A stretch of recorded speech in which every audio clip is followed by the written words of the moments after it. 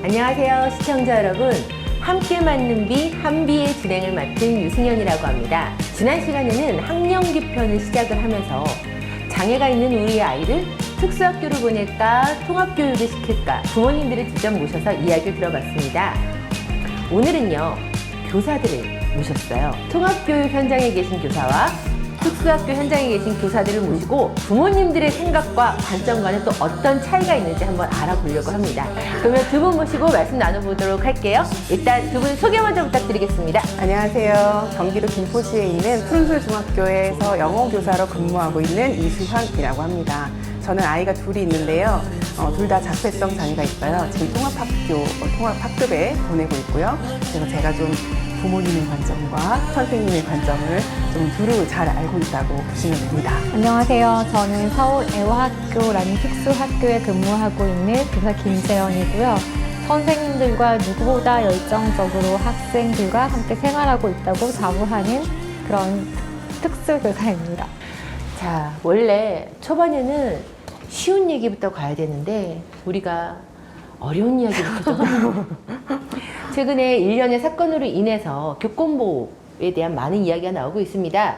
선생님들 입장에서 이 사안을 거론을 하지 않고 넘어갈 수 없을 것 같아요. 굉장히 안타깝죠. 선생님들이 많이 목숨을 잃으셨고, 현장 분위기도 굉장히 암울하고, 그렇습니다. 우리 교육이 이때까지 굉장히 문제가 많이 쌓여 있었던 것 같아요. 그 문제들을 이제 해결해 가는 과정이라고 이제 생각하시면 좋을 것 같고, 이것을 계기로 좀 더 우리 교육이 바람직한 방향으로 나갔으면, 네, 그런 제가 바람이 있습니다. 내 아이만 생각하는 그런 사회적인 현상들이 낳은 어떤 부조리한 측면들이 아닐까라는 생각을 했었고, 학부모님들이 조금 외람되긴 하지만 학교나 교사를 배설의 대상, 배설의 장소로 생각한 결과다라는 생각도 들었습니다. 예전에는 학부모가 잘 살고 그런 경제력이 있는 게 그냥 선생님한테 예쁨을 받고 그런 걸로 됐다면, 이제는 학부모의 어떤 경제력이나 정치력을 이용해서 학교에서 그 학생들을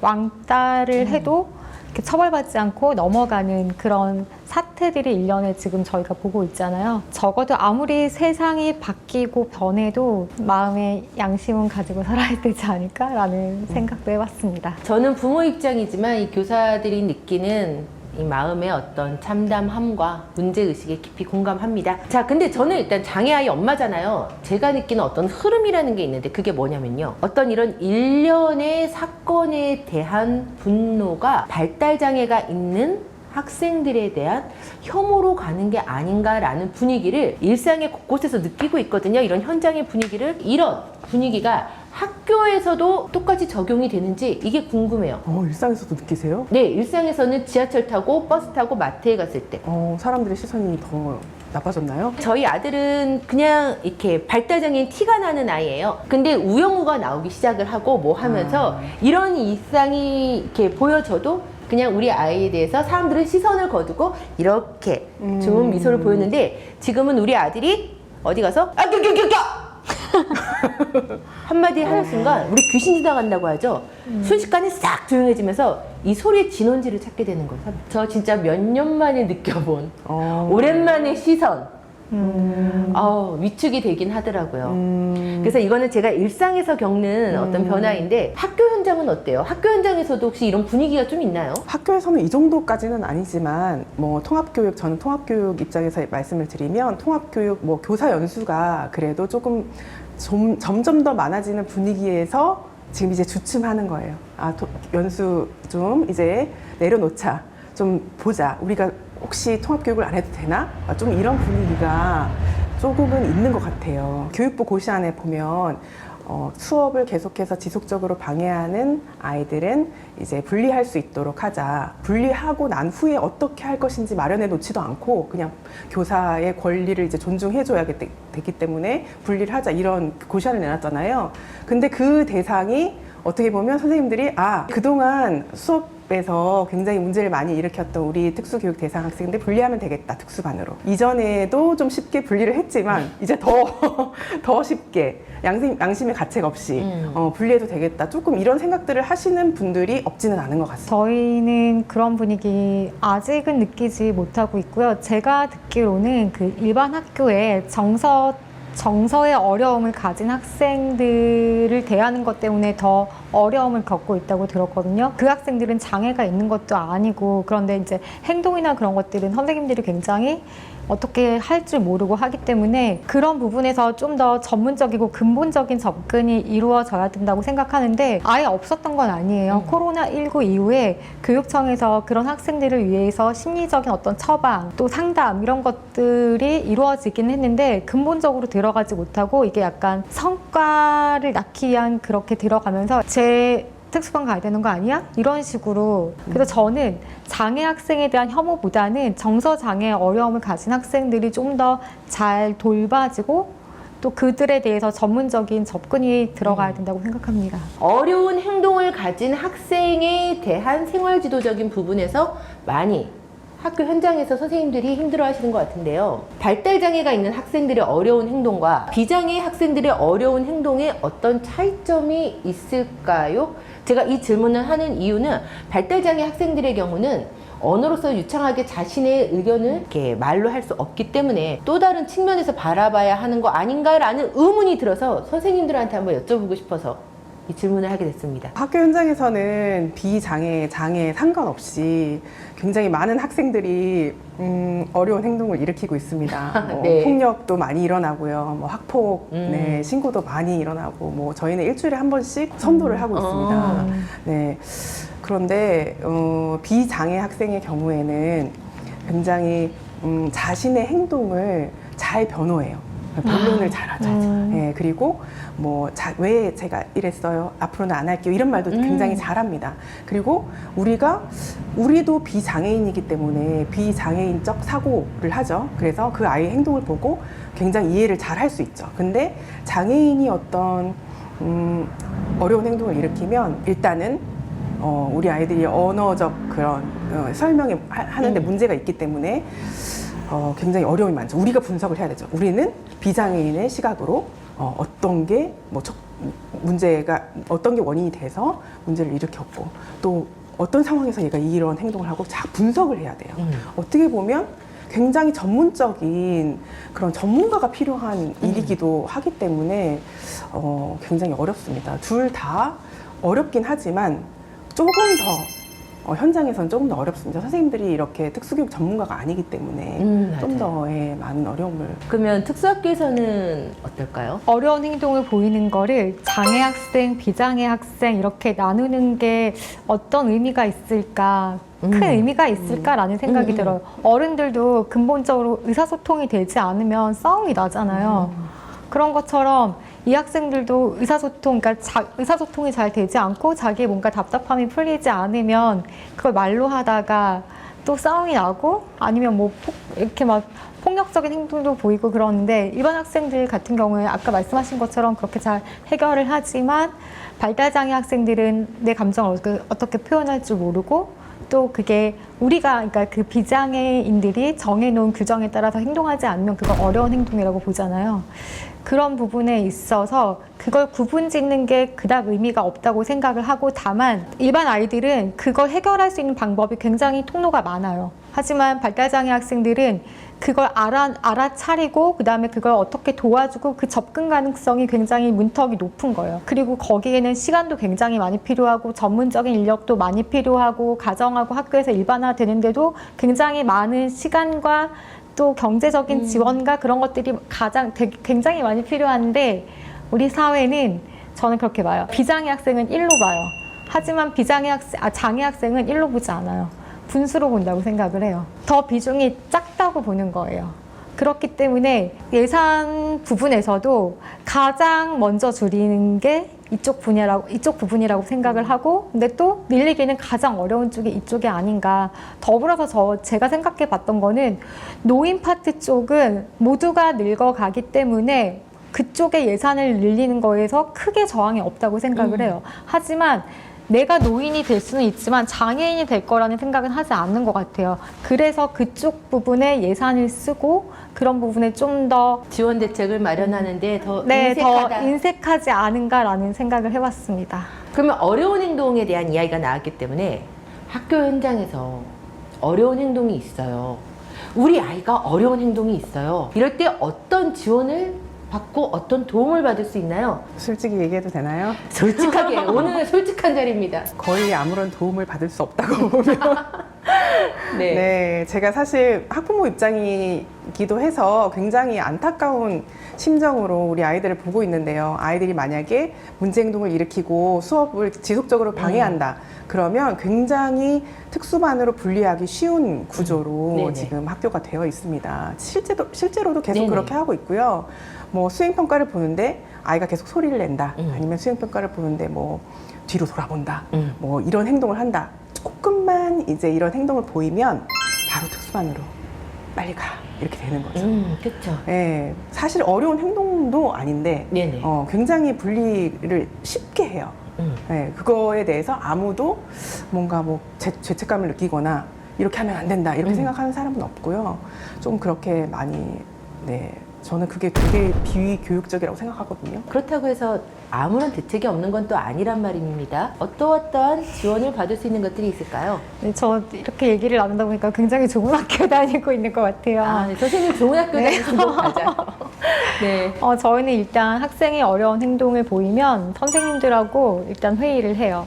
회의를 해서 어떻게 도와줘야 될지 각자 갖고 있는 어떤 해법들이 다르기 때문에 일단 회의를 하고 그리고 우리가 할 수 있는 것들은 우리가 해주고 그것도 이제 어려우면 전문 인력의 지원을 받기 위해서 서울시 교육청에서 운영하는 행동중재특별지원단을 신청하거나 아니면 뭐 근본적인 문제는 아니지만 학교 전반의 어떤 분위기를 바꾸기 위해서 긍정적 행동 지원이라고 있거든요. 그런 것들을 신청해서 가능하면 여러 욕구를 가진 학생들을 지원할 수 있도록 많은 전문가들하고 함께 협업을 해서 최대한 지원할 수 있도록 그렇게 하고 있습니다. 지금 이렇게 말씀하신 교육청 차원의 긍정적 행동 지원부터 네네. 시작해서 네네. 어떤 뭐 인력 지원이라든지 이런 것도 통합교육에서도 얼마든지 할 수 있는 거 아닙니까? 제가 알기로는 네. 거의 그 지원이 어려운 걸 하지 않는 걸로 알고 있어요. 제 소수는 있다고 들었거든요. 네. 근데 뭐 굉장히 이제 문제가 심각하거나 정말 통합이 전혀 안 돼서 네네. 지속적으로 문제를 일으키거나 뭐 이런 경우에는 교육청의 특수교사 상의해서 요청해서 뭐 이렇게 지원단이 온다고는 들었는데 아직까지 제가 주변에서 실제로 하고 있는 경우는 한 번도 본 적이 없어요. 지금 초반부터 우리가 좀 무거운 주제를 다뤘단 말이에요. 그래서 선생님들 많이 힘드셨죠? 괜찮으세요? 그럼 조금 가벼운 이야기로 넘어가 볼게요. 네. 우리가 3, 4화에서는 부모님들을 모시고 통합교육과 그리고 특수학교의 장단점에 대해서 이야기 나눠봤어요. 이번에는 선생님들이 보는 통합교육과 특수학교의 장단점 한번 이야기 좀 나눠볼까 합니다. 통합교육 하고 계시는 입장에서 어떠세요? 이거 가벼운 거 맞나요? 네, 가벼워요. 무거운데요? 무겁나요? 통합교육에서는 주류가 비장애인이라 보니까 어떻게 보면 질서도 잘 지키고 그 수업 태도도 좋고 이런 아이들 틈에서 우리 아이들이 주류가 이렇게 하는 거니까 나도 이렇게 하는 건가 보다 이렇게 얼떨결에 좀 따라가는 그런 것들이 있어요. 그래서 사회 규범을 모방 행동하는 것. 네네네네. 그런 것들을 좀 잘 배울 수 있는 것 같아요. 그게 가장 큰 장점인 것 같고 비장애 아이들이 우리 아이들을 또 보는 게 굉장히 중요하다고 생각해요. 어차피 미래에 섞여서 살아야 되잖아요. 근데 사람이 익숙하지 않은 것에는 되게 부정적인 반응이 많이 나올 수 있거든요. 그래서 어릴 때부터 이렇게 통합을 하면 우리 사회 분위기도 전반적으로 좀 긍정적인 쪽으로 가지 않을까. 네, 그게 저는 가장 큰 장점이라고 생각을 하고요. 단점이라고 이제 보면 개인의 성향의 차이가 있을 수 있는데 상처를 좀 잘 받을 수는 있겠죠. 네네. 이제 본인에 대한 인식이 점점 높아지면서 나는 저 아이들과 좀 다르구나. 그리고 비장애 아이들이 만약에 놀리거나 뭐 상처를 입히거나 이렇게 했을 때 굉장히 심리적인 상처가 클 수 있고 그것을 극복해 갈 때 지원이 많이 되지 않으면 굉장히 고립되기 쉽고 힘들고 그런 점들이 좀 단점인 것 같습니다. 특수학교의 장점은 오롯이 그 장애 학생이 잘 성장할 수 있도록 모든 사람들이 함께 고민하고 또 지원해 줄 수 있는 방안을 생각한다는 거, 또래들과 어울릴 때 그래도 그 통합학급보다는 상처를 덜 받고 자존감을 가지면서 또 어떤 자신감을 쌓으면서 성장할 수 있다는 측면, 그런 게 장점이라고 생각을 하고, 단점은 양날의 칼인 것 같아요. 그러니까 일반 학생들을 만날 기회가 그만큼 적고 만들려고 해도 그게 인위적인 것들이 되기 때문에 그게 양날의 칼인 것 같습니다. 우리가 지금 이야기 나눠보니까 통합교육의 현실이 우리 바람과는 좀 다르게 많이 어렵기 때문에 우리가 지금 셋이서 이야기를 나누고 있는데 이 이야기만 딱 지금만 들으면 특수학교 가야겠다 이런 생각이 들 것 같아요. 그거는 또 우리가 아닌 거잖아요. 왜냐면 우리 아이들이 살아나갈 미래는 장애인들이 장애인들끼리만 모여있는 섬에서 살지 않아요. 그렇기 때문에 통합교육도 너무 중요하고 또 특수학교는 특수학교만의 역할들은 너무 중요합니다. 통합교육을 이제 직접 하기도 하시고 또 본인 자녀들도 보내시는데 이렇게 여러 사례들을 보시면서 저런 학생은 통합교육보단 특수학교 쪽으로 가는 게 좀 더 낫지 않았을까 싶었던 사례 있을 것이고, 또 특수학교에서도 저런 친구는 좀 통합 쪽에서 먼저 해보는 게 낫지 않았을까 싶어 어떤 사례들이 있다면 좀 이런 사례들 전해주시면서 이 방송 보는 어머니들한테 좀 도움이 될 수 있도록. 네, 사실은 이건 조금 어른들의 판단 기준인 것 같아요. 네네. 우리는 좀 장애가 중하면 네네. 쟤는 특수학교 가야 돼.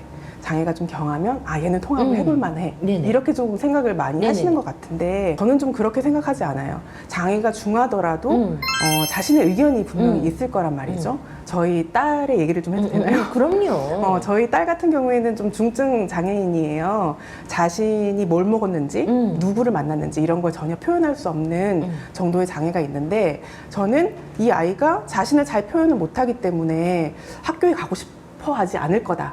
가서 상처만 받을 거다. 이렇게 저 나름대로 생각을 했던 거예요. 그리고 학교에 보내기 전에 일종의 특수학교를 했어요. 그 대안학교를 운영했는데요. 그걸 하다 보니까 저는 전혀 몰랐는데 이 아이가 어느 정도 발달을 하고 뭐 인지력이 어느 정도 올라오면 사회적 욕구가 생기는 줄 알았어요. 근데 그렇지 않더라고요. 또래만 보면 달려가고 지하철에서 또래만 보면 한박 웃음을 띠면서 네. 그 옆에 서 있고 네. 전혀 놀지는 못해요. 그러나 이 아이도 정말 또래를 만나고 싶어 하는구나. 그럼요. 이걸 아이의 표정을 보면서 저는 절실하게 느꼈거든요. 그래서 그 특수학교를 그만두고 제가 이제 통합교육으로 들어섰는데 저는 굉장히 걱정을 많이 했어요.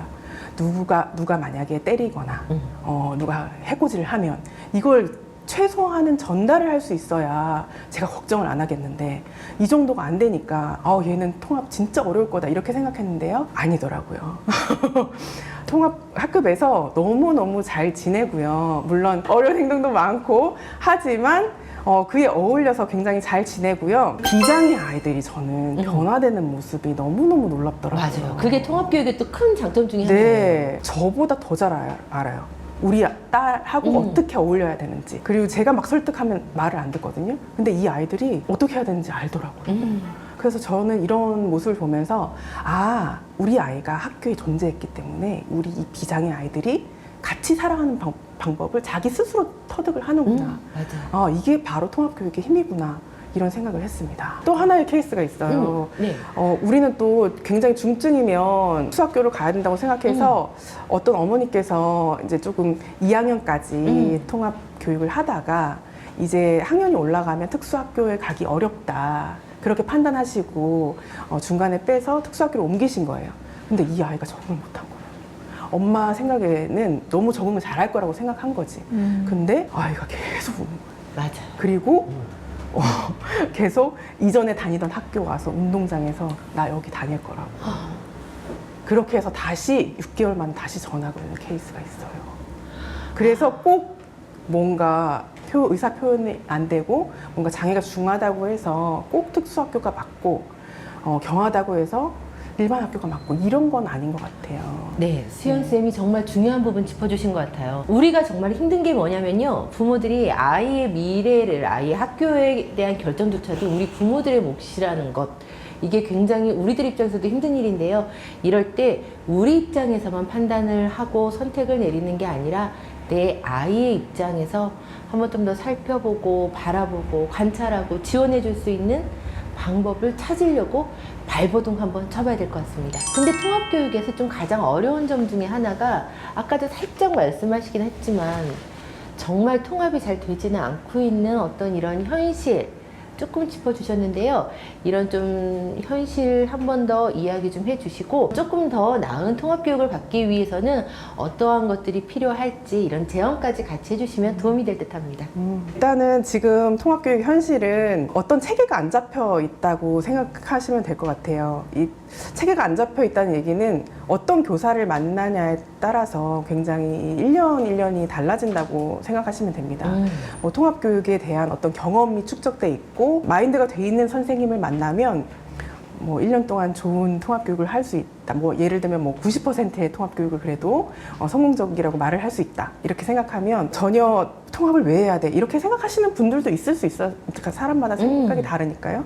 그런 선생님을 만나면 저도 경험이 있거든요. 저희 딸 같은 경우에. 그런 선생님을 만나면 굉장히 1년이 어렵죠. 거의 통합을 못하고 특수반으로 많이 가 있고 그렇게 되는 경우가 좀 있었어요. 저도 현직 교사로서 통합교육을 열심히 하고 있는 입장이지만 현실적인 어려움이 많습니다.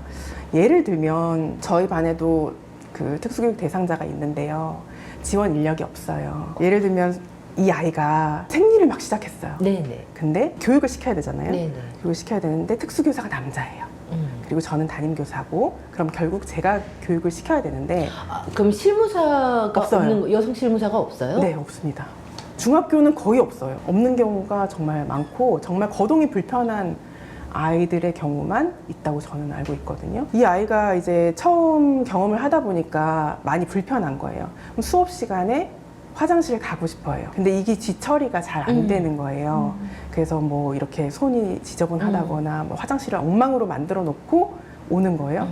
그러면 얘가 화장실 가고 싶다고 했을 때 저는 따라가야 되는데 이 35명의 나머지 아이들을 남겨놓고 제가 이 따라가면 안 되는 거잖아요. 그래서 이런 문제가 굉장히 빈번하게 일어나요. 이건 제가 한 예를 든 거고, 그리고 제가 특수교육 대상 학생들을 위해서 좀 따로 수준에 맞는 학습지 같은 걸 이제 제작을 해서 수업 시간에 들고 가요. 근데 우리 아이들이 아무리 수준에 맞는 학습지를 준다 그래도 그냥 너 이거 해 하고 다른 아이들 제가 봐주면 이 아이가 스스로 하지 않잖아요. 계속해서 옆에 가서 촉진해주고 설명해주고 이런 사람이 필요한데 이런 지원 인력이 없으니까 어떻게든 방치가 되는 거예요. 아무리 제가 열심히 하려고 해도 그런 시간이 생길 수밖에 없는 거죠. 그래서 제가 지원 인력이 정말 절실하더라고요. 그래서 제가 한 3년 동안은 지원 인력 없이 이런 수업을 했거든요. 어렵게. 근데 올해 드디어 지원 인력을, 특수 지원 인력은 아니고 기초학력 보조교사라고 해서 기초학력을 위해서 네. 주는 그 지원 인력을 제가 신청해서 받았어요. 그래서 이분이 오시고 나서 제 수업이 정말 180도 달라졌습니다. 네. 특수교육 대상 학생뿐만이 아니라 네, 그렇죠. 굉장히 어려움을 겪는 아이들 많거든요. 네네네. 학습 장애, 뭐 학습 네. 부진, 뭐 ADHD 각 반에 한 20-30%는 되거든요. 네네. 이런 아이들을 위한 지원이 그냥 이 지원 인력 한 명 옴으로써 다 해결되는 거예요, 정말. 와, 한 명인데 그렇게 해결됐으면 두 명이면은? 네. 오, 네. 근데 그까지는 바라지도 않아요. 제가 한 명이라도 제발 주세요. 네네. 네. 그래서 이분이 오심으로써 저 같이 학습지 제작도 하고 같이 아이들에 대해서 의논도 하고 제가 일일이 35명이에요. 일일이 다 케어할 수 없는 부분까지 제가 앞에서 수업을 이끌면 이 선생님이 가서 설명도 해주고 이런 식으로 굉장히 수업이 잘 되고 있어요. 그래서 저는 너무너무 만족스럽고 제가 학생들한테 물어봤어요. 괜찮니? 너무 좋대요. 왜냐하면 학생들도 각자 배우고 싶은 마음이 있었던 거예요. 근데 선생님이 한 명이면 굉장히 부담스러워요. 네. 다른 아이들 눈치도 보이고 질문을 할 수 있는 기회도 굉장히 적고 그런데 선생님 한 분 오심으로 인해서 좀 더 자연스럽게 좀 더 자유롭게 질문을 할 수 있는 거죠. 그래서 굉장히 수업이 풍성해졌다고 해야 되나? 네, 굉장히 좋습니다. 네. 그래서 네. 지원 인력이 저는 너무너무 필요한 것 같습니다. 이거는 한 번 더 여쭤보고 싶은데요. 네. 제가 수연쌤 어떤 인터뷰라든지 이런 걸 보고서 이제 협력 교수, 네. 협력 수업, 네. 교사 2명 이상의 협력 수업에 대한 찬성하시는 글을 봤습니다. 네. 협력 수업이 가능한 구조인가요? 저도 이 부분이 굉장히 필요로 하다고 생각하는데 제가 현실에서 만나본 교사들은 솔직히 협력 수업에 그다지 이렇게 반기는 분위기는 아니었거든요. 사실은 이게 경험이 없어서 그렇다고 생각해요. 사람은 왜 이때까지 해온 대로 하고 싶어 하잖아요. 네네네. 근데 이게 얼마나 좋다는 걸 조금이라도 경험을 해보면 달라질 거라고 저는 생각하거든요. 실제로 어느 시에서도 이거를 선생님들이 많이 반발을 했는데, 인천시였던 것 같아요. 반발을 했는데 한 학기 동안 해보고 선생님들의 만족도를 조사를 했는데 90% 이상이 만족했대요. 아, 90% 이상이요? 네, 왜냐하면 선생님들도 학급에서 방치되는 학생들이 있으면 마음이 불편하거든요. 네. 근데 이 교사가 옴으로써 굉장히 도움이 되니까 선생님들도 좋죠. 아. 네. 그래서 경험이 없어서라고 저는 생각합니다. 아, 네. 그런 차원에서 들여다볼 수도 있을 것 같네요. 저도 공감하는 네. 부분이 제가 2021학년도에 기초학력 분야 연구교사를 했었는데 선생님들이 다른 사람이 들어와서 같이 수업을 하는 걸 굉장히 부담을 갖고 있을 줄 알았거든요. 근데 그게 처음에 문을 열 때만 어렵지 어쨌든 누군가 들어와서 함께 수업을 해서 그 부담을 덜으니까 협력 교수를 하는 거에 대한 그 시각이 달라지더라고요. 예전만큼 부정적이지 않고 선생님이 말씀하셨던 것처럼 만족도가 굉장히 높았었어요. 아, 그래요? 네네. 저 지금 두 분의 말씀을 들으면서 희망이 생겼어요. 저 앞으로 협력 교수를 위해서 이 협력을 열심히 바치려고 특수학교에 아이를 보낼 때는 어떤 정서적인 안정감 측면에서는 장점이 될 수 있지만 또 오히려 통합교육을 하다가 특수학교로 전학을 하든지 올 때는 우리 아이에게 맞는 맞춤 특수교육을 잘 받을 수 있을 거야 라는 기대를 하고 오시거든요, 부모님들은. 그런데 정작 특수학교란 아침에 등교해서 하교할 때까지 6명의 발달장애 학생들이 동시에 무언가를 하고 있습니다. 이 진도를 나가는데 얘는 이게 필요하고 얘는 이게 필요하고 얘는 이게 필요하고 얘는 이게 필요하고 그러다 보니까 사실상 개인별 맞춤 교육은 오히려 통합교육에 비해서 좀 더 잘 안 되는 게 아닌가라는 생각을 저는 개인적으로 하고 있는데 선생님이 보시기엔 어떠세요? 네, 일정 부분 사실인 것들도 많아서 일단 좀 학생 수가 줄었으면 좋겠거든요. 초등학교 같은 경우에 한 학급에 7명까지 받을 수가 있는데 중증의 장애를 가진 학생들이 7명이면 정말 손이 부족해요. 그래서 일단 급당 인원수가 줄어야겠다라는 생각, 그래야지 좀 개별화 교육이 제대로 이루어질 수 있다는 생각.